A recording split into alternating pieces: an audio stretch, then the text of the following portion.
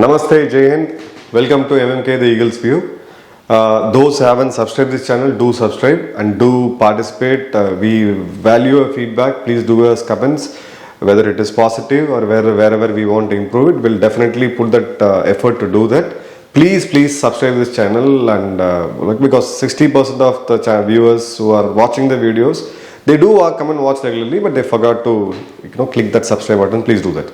So today we are going to see a very important update on India's security. So the Indian Air Force's Eastern Command, which kind of manages a 3000 kilometers plus border, and that too with a very hostile and a powerful enemy like China. So they have launched, they did a war gaming, an exercise called Purvi Akash. So this was jointly done by Indian Air Force and Indian Army. We keep doing this war gaming and exercises every year in all our Eastern and Western front. But there are some very important uniqueness to it. So let's see what all are there. Now firstly, Air Force has gone with its full power. Means it has employed all its air assets, starting from the light combat helicopter Prachan and our frontline fighter jets Tejas and Rafale. And then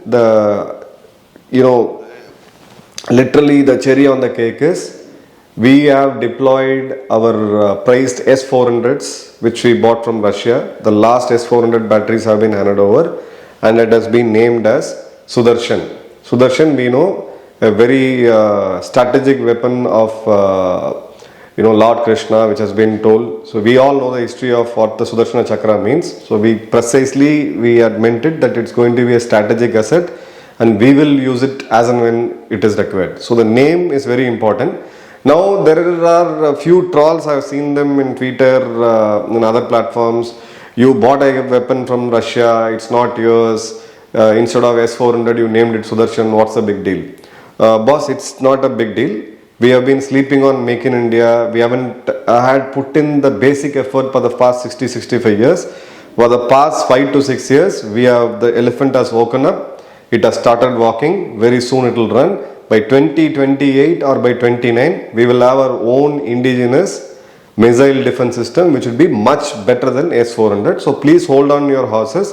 Don't ridicule things like this, because any regiment of the squadron of the Air Force which is going to operate this will carry this pride with them. They will be wearing these badges there. So let's not ridicule our weapon systems, whether we bought it even before since our independence we have been buying weapons, so there's nothing wrong in it.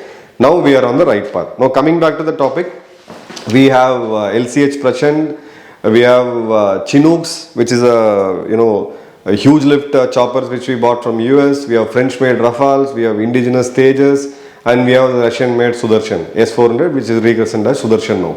So all these air assets have been put on action, and the war gaming was done between October 30 and November 4. The Air Chief himself, Air Marshal Chaudhary himself was there on the field in the front line at various places of Arunachal Pradesh. We had our CDS General Anil Chauhan, who was part of this exercise. He is playing a very vital role in terms of integrating these three forces, Army, Navy and Air Force, and create a theatre command. So this exercise gives us a clear picture of how, when these both forces come together, how do they work, how well they work, what's the level of synchronization, what are the hits and what are the misses. So this gives him personally a golden opportunity to monitor and supervise and put his rich experience in play. So when you do a simulation, you can do it indoor. In a map, today we have softwares, we have a lot of methods to do a gaming, a simulation we call it. We can use augmented reality, we can do virtual reality, all of this thing can be done, or it can be done even a simple map or presentation.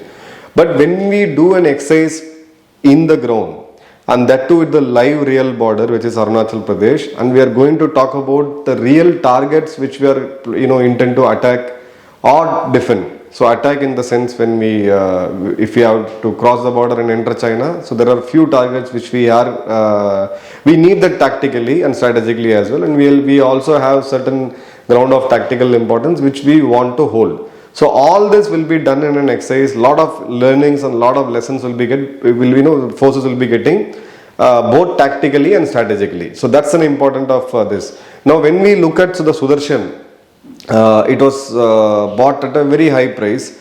Well, very huge investment, not a high price. It is half the price of what the US Patriot missile is been offered.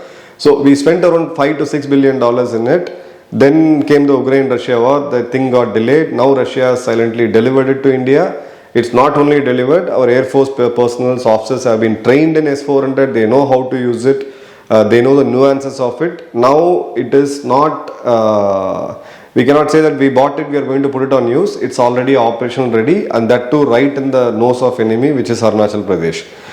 The highlight of S-400 is it can take on, intercept any target between which flies at 100 feet to 40,000 feet, and it can pretty much intervene ballistic missiles, cruise missiles, enemy aircrafts, choppers, beyond visual range missiles fired from the enemy aircrafts, rockets, projectiles, drones and UAVs of various sizes. It pretty much covers everything, and it is one of the most robust system, and we have seen it in action. Yes, there were few S-400 casualties which happened in Ukraine-Russia war. They were not able to defend it, but the system is very effective. The system is really effective, and we have put that in use here. Now when we bought this, US was about to give us the CATSA sanction on us. But the CATSA waiver of one of its kind was exclusively given to India, keeping India's security threat as far as China is concerned. So two reasons US allowed is US didn't want to remove India in a way, annoy India by putting this sanction, and then later come to India to join hands and fight, which is basically Quad. The ultimate objective is China. So they went out of the way. They have waived off the sanctions. We got it. US respected our sovereign autonomy. We take our own decisions, so we took it. In fact, we didn't buy the Patriot missiles, which is very, very expensive. We bought the Russian S-400 defense system, which also its name indicates like it's Sudharshan has got a range of 400 kilometers. Now this has been deployed. Now it can take on 36 targets simultaneously. If the enemy fires, like for example 36 ballistic missiles on you, it still can take on. So that's the capability of it. Now the other school of thought is even China has got S-400. What's the big deal? Now I'll tell you what's the big deal in this wargaming. China, yes, they do have S-400 systems, and their frontline fighter jets, the J series fighter jets, are basically the replica of the Russian MiG and basically the MiG variants. The various variants of MiG is what was reproduced and kind of customized by China by means of reverse engineering. We know how good their copycats are. So they did it. The system per se, the defense system, air defense system also is of a Russian origin. But here with India, our frontline fighter jet Rafale is a French make. Our heavy lift is Chinook is a American made one, and we have Tejas, which is our own one.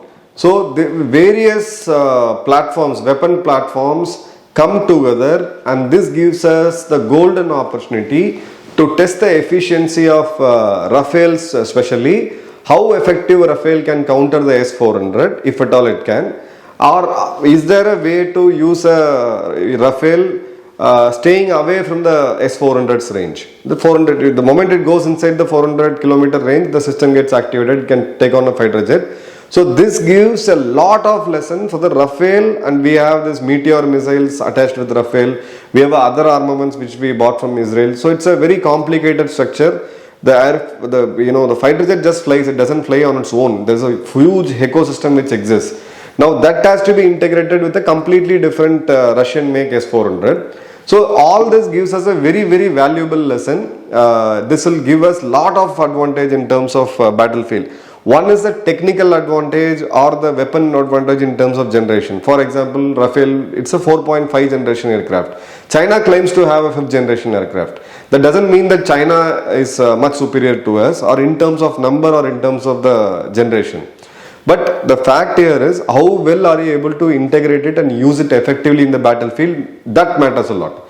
You may have a lesser generation aircraft with maybe less in quantity, but if you are able to achieve tactical superiority, then you win over the enemy. So this exercise gives us that opportunity to learn about S-400, to learn about the vulnerabilities of S-400 and also to learn about the vulnerabilities of a fighter jet, like expensive fighter jet like Rafale or even Tejas.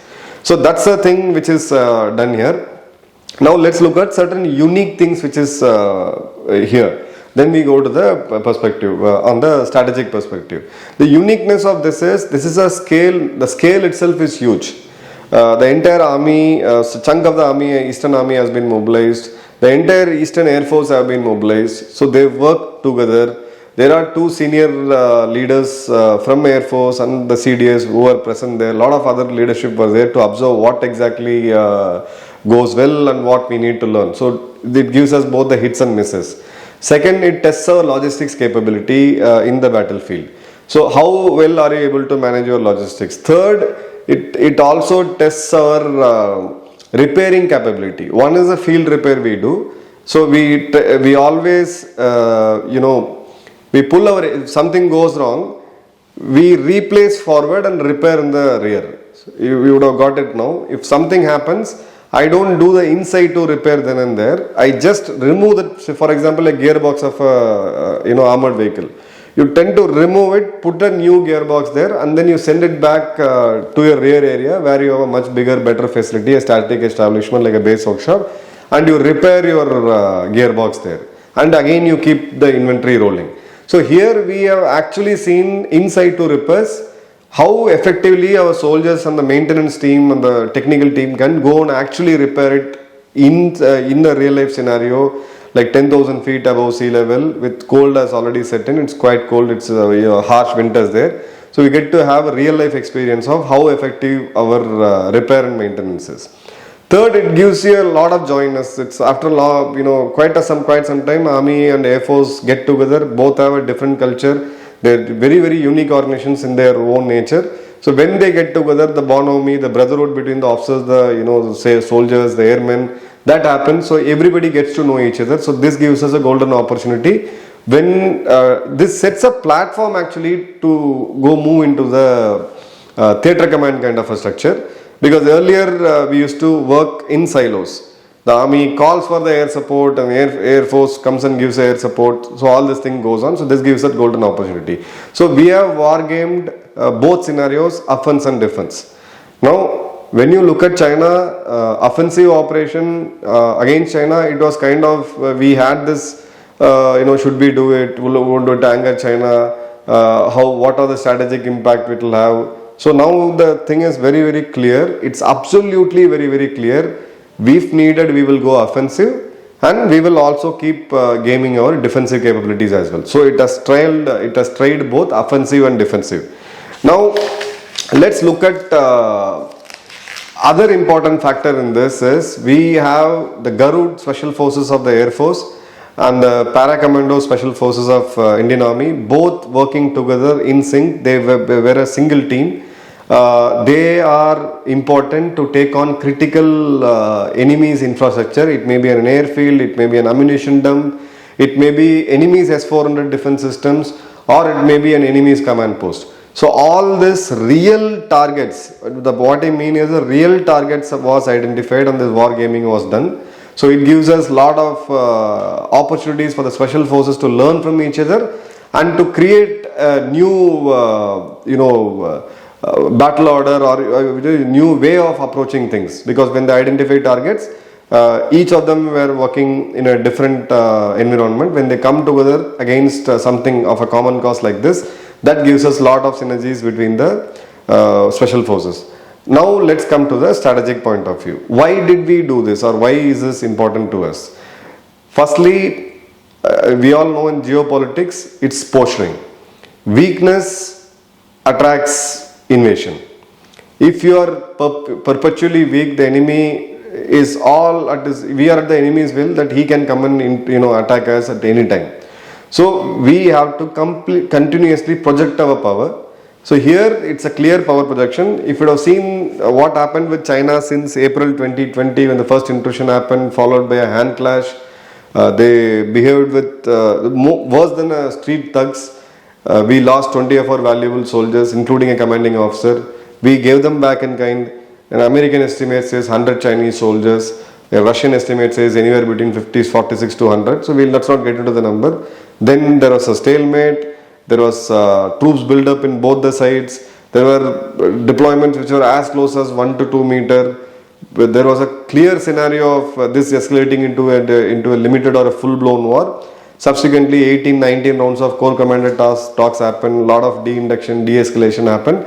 But places like Despang Plains, the thing remains intact. It has not got de-escalated. So the concern area, the threat level is high, and both the nations are not testing each other. This kind of things are there. Now it's a time we went and gave them a message. Boss, we are ready. We are not going to take this lightly. This is not 1962. We are ready, and we are ready with all our latest upgraded platform. This is a modernized, it's not fully modernized, it had to be modernized. We have a long mail to cover, but we are battle ready. So what this does to China is, if they have an intention to attack us, now they have to go back to their drawing room, think twice. They will have to do their wargaming at the back end. So this will give us some more time to actually improve our infrastructure, improve our weapon capabilities. It also gives us opportunity and the window, time period to test our Make in India weapons, take this Atmanirbhar project further. So that is the major crux, strategic reason for why we have done this. Second thing, when we speak about theaterization, we need to really know where we are right now. So on a scale of 0 to 10, are we at 0, are we at 5, are we at 8? So that will enable the top leadership to actually work out the implementation plan. So this gives that advantage.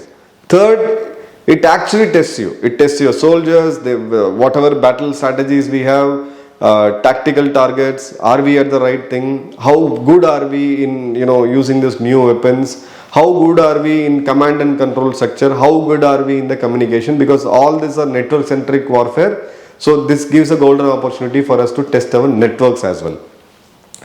Now another thing it was done in Arunachal Pradesh and in the border districts. It also sends a message to the world that we are not going to shy away. We are not a country which is going to shy away from this Chinese bullying and Chinese threats. So this gives us, or gives the other countries, say for example ASEAN countries like Malaysia, Singapore, and then we have Thailand, we have Philippines and Indonesia. So these nations, when they look at India, they need to look at us as a trusted partner. The trust gets built up only when you stand up to a bigger enemy. So that's what India has precisely done here. So next year, or maybe in summers, we can see one more exercise where the third important force, a very, very strategically important force, Navy also will play a role in our Eastern Sea. This may come up as a massive exercise, and in future we may have our friendly nations, friendly armies joining this exercise to give a very, very clear message to China that we have kept the Sudarshan Chakra right at your border, right at our border, very, very close to you. We will not hesitate to use it. This is not the India which was there in 1962. Hope you all like this video. Please do like, share and subscribe. Thank you all. Jai Hind.